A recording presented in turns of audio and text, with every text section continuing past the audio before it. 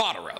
One of the most prolific characters in anime history, widely regarded as one of the greatest antagonists of all time. The boogeyman in the closet of Naruto's universe that was talked about in legend for years. A man who stood across from an entire army and thought to himself, even odds. See, because while Naruto had a myriad of antagonists, every single antagonist gave way to Madara Uchiha. And while his presence wasn't truly felt until the Fourth Great Shinobi World War, the entire shinobi world lived in fear of his shadow from the moment Naruto started. So how does somebody of this legendary status come to such an unfulfilling end? How does the most hyped up antagonist maybe in all of anime history meet his end through a surprise turn of fate? Literally backstabbed by who we believe to be a background character. A stepping stone for an antagonist that wasn't set up at all. Well, that's what happens when the show must go on, at least according to Kishimoto's editors who wanted Boruto. But what if Madara being backshotted by Black Zetsu wasn't the end of his story? What if the most prolific antagonist in Naruto's history got another chance? What if he was once again resuscitated, this time by the Sage of Six Paths, to battle back the Otsutsuki threat away from Earth? Well, I'm sure a lot of you would be down with that idea. And apparently, so was Deontay Art. See, it recently came to my attention that a graphic artist by the name of Deontay Art wrote a spin-off manga about Madara called Madara, where Madara comes back to the world after being reincarnated by Hagoromo to battle against the Otsutsuki threats. And in terms of art design, how the characters are written in hard-hitting emotional moments, Deontay Art has absolutely nailed the soul of Naruto in this spin-off. And thus today, I want to talk about this spin-off with you. Because, and you can take this from me after reading all that's available from this spin-off right now, it might as well be canon in my mind. Everything about this spin-off, be it Madara's attempt to get back to the side of good, his connection to Konoha, or even the action sequences, is absolutely nailed. And thus today I want to share this series with you because today we're talking Madara got a spin-off manga. But before we get to talking spin-offs, guys, please, for me, like this video, subscribe to the page, and hit that noti bell. And if you guys are looking for one additional NCHammer 23 video a week, guys, you can find my Naruto reaction series using the fourth wall link in my description below. We are on to the Forest of Death. But before we get into all that, so we gotta talk about our favorite recurring sponsor to the page, FÜM. Have you ever caught yourself reaching for a bad habit without even realizing you were doing it? Maybe it's because you were stressed or bored, or maybe because you wanted to fit in. Well, that's where FÜM comes into play. See, FÜM understands that it's not always about quitting, but sometimes about replacing. And that's where FÜM comes into play, because FÜM offers you a simple and enjoyable way to break away from bad habits, while still having something satisfying to reach for. See, FÜM is an award-winning flavored air device that delivers great taste without any harmful chemicals. Instead of inhaling vapor, you simply inhale air, mixed with natural, non-toxic flavors that combine on the way in and satisfy that itch. And whether you're looking to keep your hands busy or your mouth busy, FÜM's premium wood design, fixed with its fidget aspects, make it a fantastic fidget toy. This right here is my personal favorite. It feels premium in your hand. It's easy to take anywhere, and even easier to personalize. See, FÜM offers a litany of different flavors, spearmint being my personal favorite. It's refreshing, it keeps me sharp, and I genuinely think it makes my breath smell better. But if you're not into minty flavors, there's literally an option for everyone. So what are you waiting for? Over 500,000 people have already chosen FÜM in their journey to better choices. And if you're ready to try it, now is the time. For a limited time, if you order the Journey Pack using code NCHammer, you'll get a free FÜM Topper, an awesome accessory to level up your FÜM experience. So click the link in my description below, or go to tryfum.com/NCHammer, or scan the QR code on screen right now to get yours today. So, chapter 1 of the story opens up in what appears to be very similar to that of Naruto's Kurama Cage. We see drops of liquid plopping into what appears to be a wide lake. And as we pan out, we see adamantite chains holding a shadowy figure behind bars, eerily similar to the conditions that Kurama was placed in inside of Naruto for years. We then see standing outside of the cage is Hagoromo. As he says, seemingly to nobody, troubling times are ahead of us, and the predator is soon to come out of hiding to make its attack. This tumultuous time will force parties to make decisions that they previously would have thought were drastic. But it's this moment that Hagoromo realizes that he is truly talking to nobody as he turns to this shadowy figure and says, "Are you still napping? You wish to plunge the entire world into an eternal sleep, but now it is you who is asleep. How ironic." He then lets the shadowy figure know that it's time to wake up, and it's this moment that we see that the person that he's talking to is none other than Madara, chained up and caged away in some extra-dimensional space talking to Hagoromo. But how? How could this happen? Where are they? One would assume, because so far as we know, hell doesn't technically exist in the Naruto universe, that Madara, after he died in the Fourth Great Shinobi World War, would have had his soul sent to the Pure Lands. I mean, Madara's soul going to the Pure Lands was the only reason he was able to be brought back using Edo Tensei in the Fourth Great Shinobi World War. And thus one would assume this conversation is happening in the Pure Lands, and that would explain why Hagoromo was there, because he's the one in charge of the Pure Lands. And thus one could possibly come to the conclusion that it was Hagoromo who placed Madara in prison in the Pure Lands. However, apparently that's not the case. See, after Hagoromo tells Madara to awaken, we see his eyes begin to open. No Sharingan and no Rinnegan active. But this is still the version of Madara that fought in the Fourth Great Shinobi World War, as he has Hashirama's face still grafted to his chest. And as he awakens and looks upon the visage of Hagoromo, he laughs to himself and says, well, if it's not the Sage of Six Paths. But after Madara realizes who he's talking to, he begins to pull at the chains that currently hold it. But Hagoromo lets him know that those chains cannot be broken by physical strength alone. And anyways, it was Madara who placed those chains on himself. And thus Hagoromo lets Madara know that only by changing Madara's mindset will he ever be freed from those chains. Now this is rather interesting, because this sounds almost like self-inflicted Izanami. We know that Izanami is able to place somebody in an infinite time loop until they come to the realization that they cannot change fate. And thus this self-inflicted, apparently metaphysical prison, well, it doesn't feature an infinite time loop, can only ever be broken out of with a mental shift. And while we've obviously never seen anybody self-inflict Izanami, we do know that Madara self-inflicted Izanagi on himself to bring himself back after his battle against Hashirama. And thus there is a possibility that as Madara was dying in the arms of Hashirama, he self-imposed Izanami on himself so that when his soul went to the Pure Lands, he wouldn't be free until his soul broke out of the toxic cycle of the cycle of hatred, something that him and Hagoromo talk about shortly. But before they're able to get there, Madara asks Hagoromo what he means by only he can release himself from his chains. At which point Hagoromo tells Madara that you are capable of many things, and in fact it's hard to imagine that any human warrior could ever achieve the level of strength that you were able to achieve. You turned the world upside down, you followed my mother's footsteps, even managed to reach the Rinnegan without my assistance, the only person to do that, mind you. Your determination is amazing. You're akin to a battering ram. And that's why we're having this conversation right now. The world needs you and your abilities. However, only if you're able to get on the right track. See, it's at this point that Hagoromo tells Madara that the world that he fought against so earnestly is currently in jeopardy. And thus Hagoromo came to Madara because the Ninshu of the world needs a protector. Now, for those of you who don't remember, Ninshu is the spiritual energy that connects all of humanity. It's what Hagoromo spent his entire earthly life to trying to disseminate across humanity. However, because Hagoromo shared Ninshu, spiritual power, with all of humanity, eventually they figured out how to combine Ninshu with their own physical energy to create chakra, which they then molded into ninjutsu. Now Hagoromo continues on by saying, paradoxically, I believe that you will be an incredible shield for the world's Ninshu, being able to return the world to an era of Ninshu, not marred by chakra and ninjutsu. Now Hagoromo goes on to say that the reason that he believes that Madara will be such an incredible shield to the world's Ninshu is because before Madara died, he acknowledged to Hashirama that his worldview was marred, that the concept of the perfect world that he had dreamed up with the Eye of the Moon plan was incredibly flawed. And because Madara was able to acknowledge that Hagoromo may be able to place him on the right path. Now, it's this moment that Hagoromo tells Madara that his time has come, and we see Madara snap out of his restraints. And it's this moment that Hagoromo lets Madara know that it is time to right the wrongs of his past. Obviously, as Madara was the person keeping himself chained up, the fact that he's been released from his bindings means that Madara's mentality on how to usher the world into a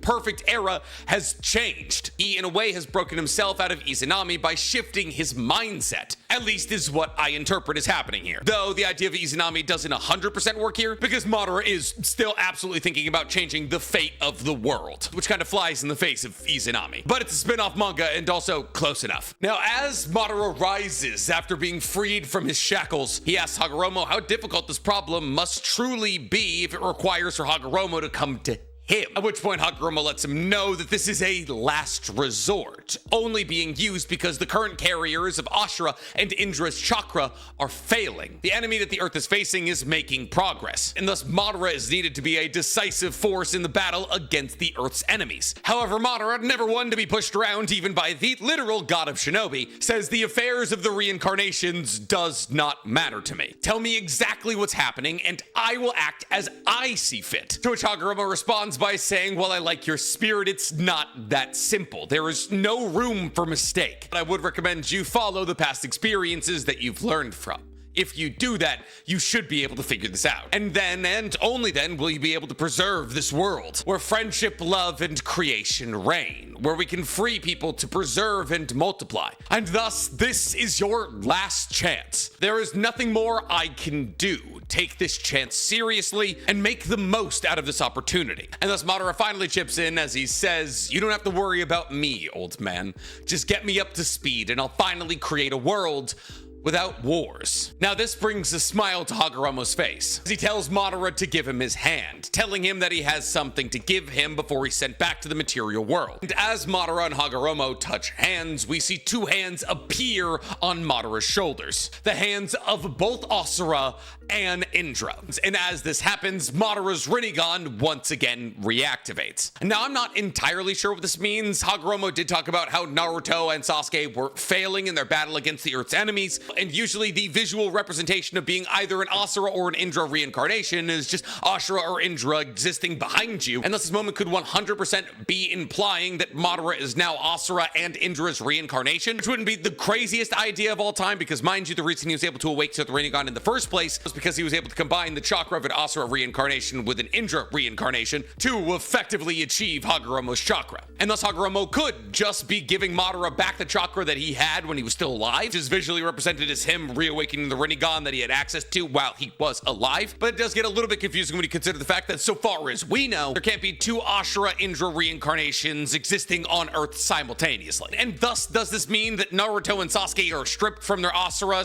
/ Indra reincarnation ship? Or does Madara just get his chakra back? I can't really say. Anyways, the giant sun and moon Buddha appears as Ashura and Indra lay their hands on Madara's shoulders. And Madara sticks out his hand and tears through the fabric of the universe that he was talking to Hagoromo in as Hagoromo smiles. Now, to this moment that we cut to Sasuke, adult Sasuke, 6-Tome Rinnegan Sasuke with one arm and a black cloak, implying that if we're not in the Boruto timeline, we're at least pretty close to it, as this isn't the last Sasuke, it's adult Sasuke. Now, Sasuke is traversing through scraggly, rocky terrain, but he has to stop immediately in his tracks as he feels a sudden stabbing pain in his 6-Tome Rinnegan eye and realizes that it's bleeding. And it's in this moment that Sasuke feels something, and he says to himself, this simply can't be. This is the last thing that we needed, as he bolts off in the direction of whatever he felt. Now, as to what Sasuke felt, we can't necessarily say. Was it Madara's arrival on Earth? Was it the feeling of Indra's reincarnation floating away from him? Either of these are honestly equally possible. Now, the idea of Sasuke's 6-Tome Rinnegan bleeding isn't necessarily anything new. Even after getting EMS and the 6-Tome Rinnegan, his Rinnegan eye does still bleed every time he uses Amaterasu. However, he's not using Amaterasu in this moment, and thus maybe this moment right here is an indicator that Hagoromo and Indra have faded away from Sasuke and relocated to Madara, and thus the strain of having this 6-Tome Rinnegan eye is now too much for Sasuke's more regular body. And if some of you are wondering why I'm hypothesizing about this, well, it's because so far as I've written into this story, this question still hasn't been answered. But even if I did know, telling you would be bad storytelling. I'm not going to use information from later chapters to ruin what's going on right now. But speaking of later chapters, that is the end of chapter 1, and thus we are on to chapter 2. Chapter 2 opens focused on an improbably shaped mountain, pointy with a split down the middle and somehow a tree growing on top of it. But we see that within the confines of this mountain exists Madara's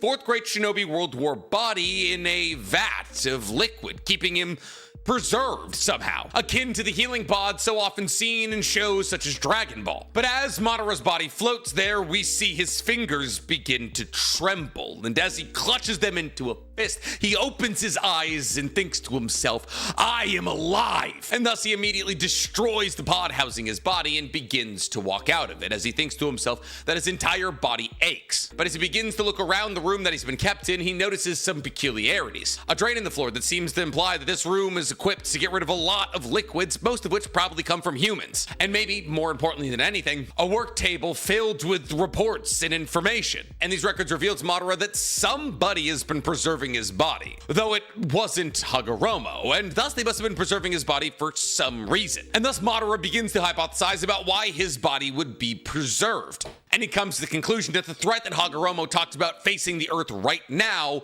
was actually the Otsutsuki. And thus as Madara begins to pore over the information on this work table, he begins to read about all of the active members of the Otsutsuki, all of Kaguya's ilk, and he immediately begins to realize that the threat facing Earth is greater than even he could have imagined. And thus he begins to understand why he would be resurrected. Now as Madara pores over the rest of the information, he begins to think to himself that the majority of the information here I already knew from my time in the Pure Lands, which does confirm that he once again went to the Pure Lands, and the conversation he had with Hagoromo was in the Pure Lands, and thus he thinks to himself that it is time to break out of this mausoleum. Now it's this moment that some kind of scientist walks into Madara's holding room and realizes immediately that he made a mistake. But before he can finish begging Madara to not hurt him, Madara literally throws him through the door. And then, like Batman trying to interrogate the Joker after slamming his head off the table, begins to try and interrogate this very clearly unconscious man. But as Madara realizes that this man isn't going to be able to tell him anything, a gigantic hammer swings in to take his head clean off his shoulders. Or at least this is what it looks like it's gonna do, as an absolute mountain of a man swings a gigantic hammer at Madara. But we see in the finishing of his swing that the hammer has been split into multiple pieces, and Madara is unscathed, and thus he stands up and strikes his left fist through the chest of the man that tried to take his head off. And as the man falls to his knees in a puddle of blood, we see that Madara's body has begun to regenerate as he thinks to himself,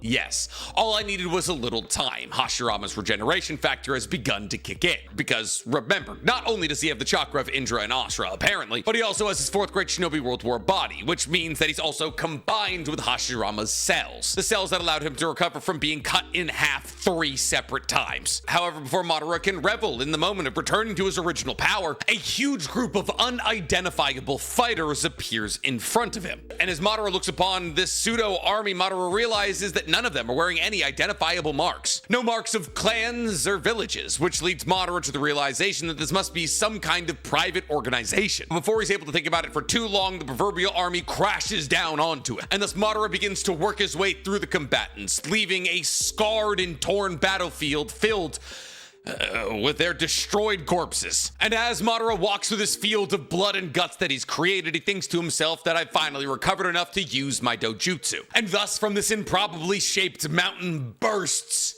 Madara's Susanoo. And as Madara breaks out of his stone-holding cell, he thinks to himself, after re-emerging on the surface, I need to cover this place up. And thus, through the power of a deep forest emergence, Madara covers the hole that he just created using his Susanoo, confirming to us, on top of Hashirama's healing factor, he still has Hashirama's wood release. And thus, he also almost definitely still has Hashirama's sage mode. But as Madara begins to sprint away from the place that once held his body for seemingly decades, he thinks to himself that he doesn't sense any of the chakra signatures that the sage had told him about, and thus he must still need more time to recover. And this is kind of crazy, but also not that inaccurate of a statement here. See, Madara is well regarded as one of the greatest sensors in the Naruto universe, and therefore a full-powered Madara, especially with Hashirama's sage mode, should be able to feel really any chakra signature on Earth he wants to, especially if it's a chakra signature of an Otsutsuki. However, Madara thinks to himself that he's feeling well enough already. Now, it's this point that we cut to another dimension, as we see somebody sitting in a throne that has the design of what appears to be an Otsutsuki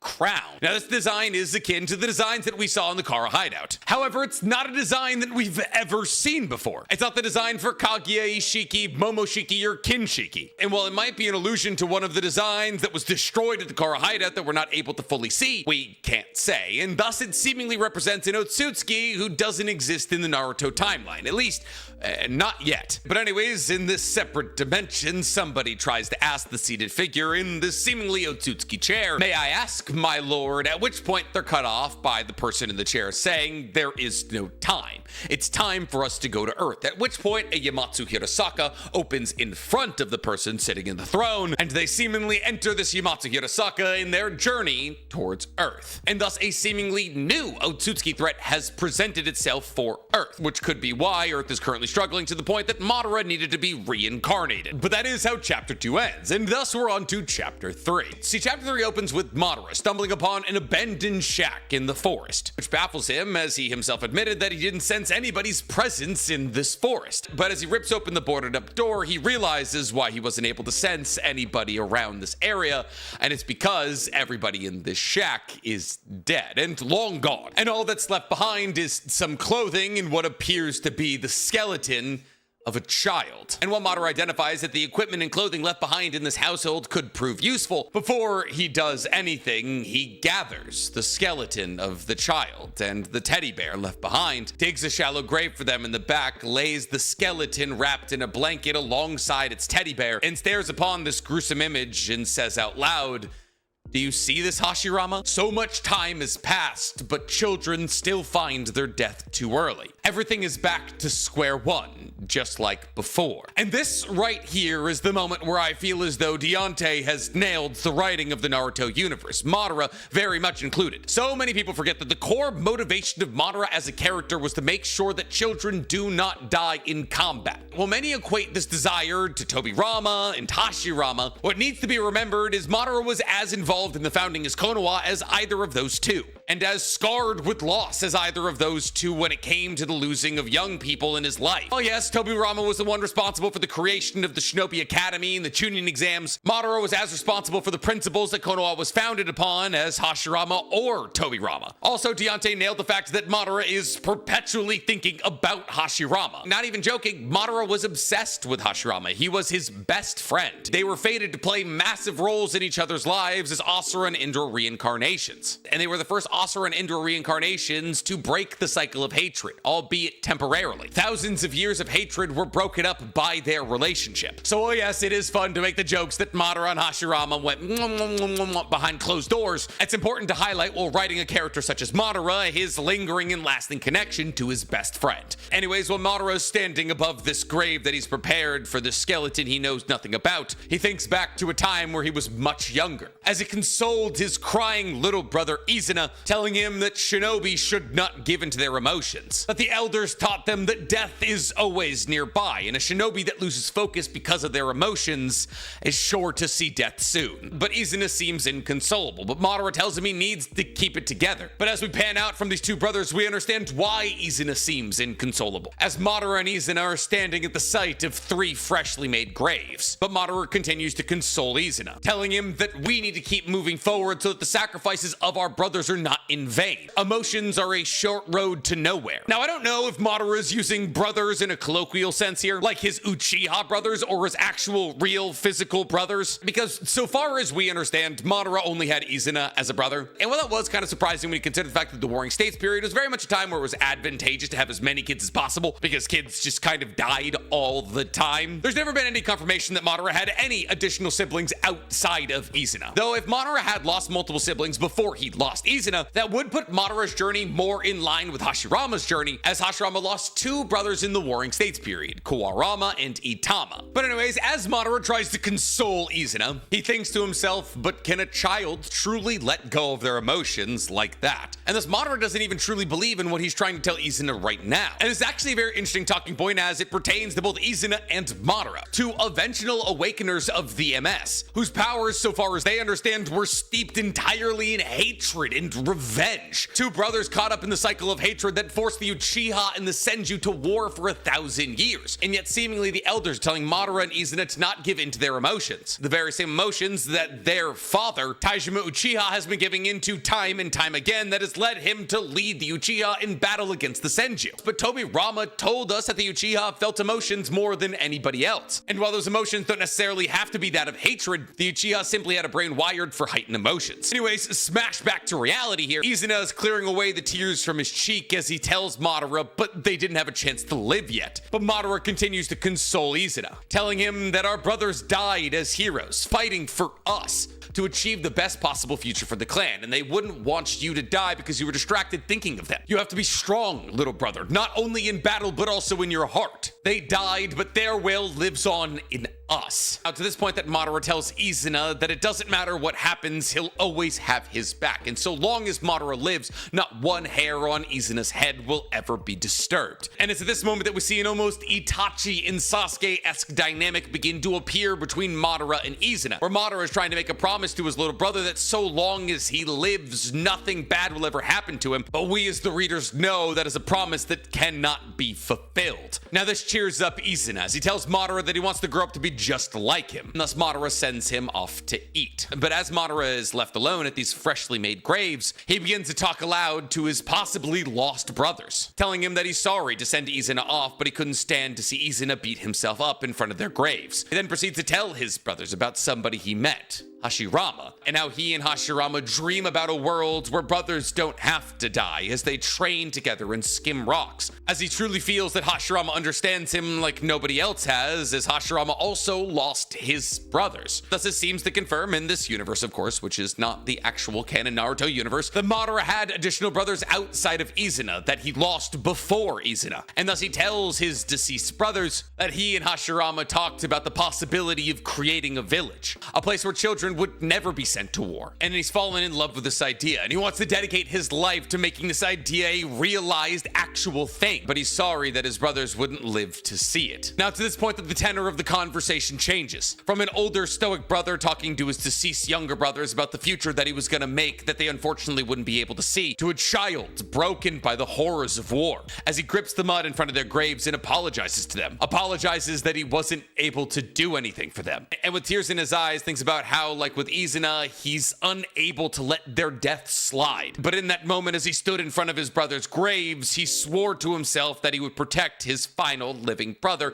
even if it cost him his own life. And this moment right here is why this fan-made manga separates itself from any other fan-made manga I've read. See, this is exposition that's pretty much been given in the original Naruto timeline. Madara was friends with Hashirama when they were young. They talked about creating a village. They trained together. Both Hashirama and Madara talked about how they hated that children had to die in this war. They connected through the prospect of not losing their brothers. And yet we're retouching on this moment because we're trying to flesh out Madara once again as a character in a separate alternate universe. And that's important, but it also doesn't feel like a stagnant rerun of previous information because it's being approached differently, because in this universe, Madara lost multiple brothers before he lost Izuna, which adds to the weight of the loss of Izuna because Madara only wanted to protect the only brother he had left. As opposed to in the original telling of the Naruto universe, Madara only loses one brother, and while he was close with Izuna, Hashirama loses two brothers. And thus the despair of Madara technically makes more sense in this alternate universe. His inability and his unwillingness to join with the Senju makes more sense, because he lost more than the other side. In the very next panel, we see Izuna dead with a cloth laid across his eyes, and Madara reflects about how in a single moment his entire world collapsed, and all he wanted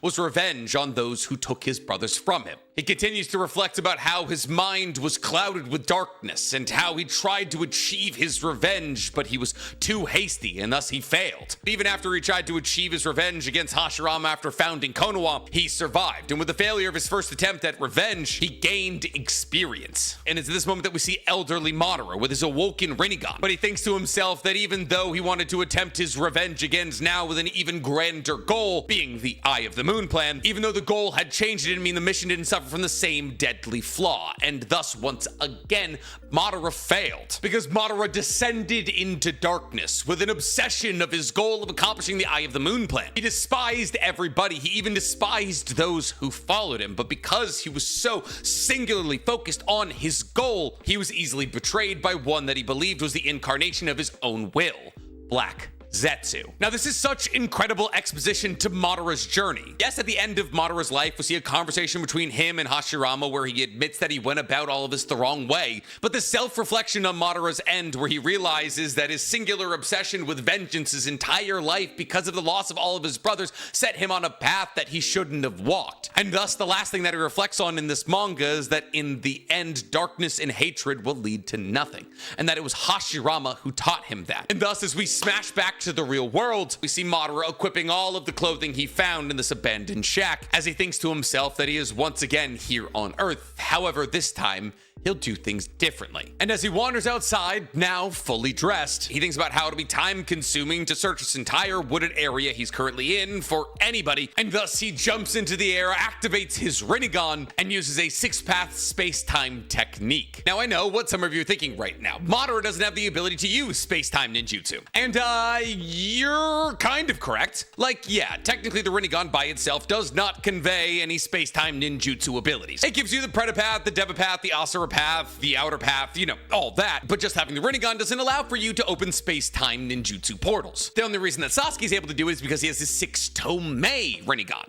And the Otsutsuki are able to use Yamatsu Hirasako, which is a jutsu that humans don't have access to pop between dimensions. Now, what we have seen Madara use space-time ninjutsu before, when he had Kamui, all but briefly, that's not his dojutsu, and he doesn't have a Kamui Eye right now. However, rather interestingly, Madara does call this technique six-path space-time technique, which is kind of a nothing moniker. However, considering the fact that Madara does basically have Hagoromo's chakra, as he is currently the Asura and Indra reincarnation, which is the reason he was able to awaken the Rinnegan in the first place, and therefore he does 100% absolutely have six paths chakra, and has been a 10-tailed Jinchuriki who awoke to a Rinne Sharingan, which would 100% give him space-time ninjutsu. It's not crazy to assume that with some six-path chakra combined with his dual Rinnegan, he'd be able to open some space-time ninjutsu portals. I mean, there's not currently any precedent for it, but it wouldn't be the most ridiculous thing of all time to happen, especially when you consider the fact that his special Rinnegan ability is Limbo Clones, which allows for him to control an entire separate dimension called Limbo. But before Madara can get to wherever he was trying to go using his portal, he pops out the other end in what appears to be the wrong location.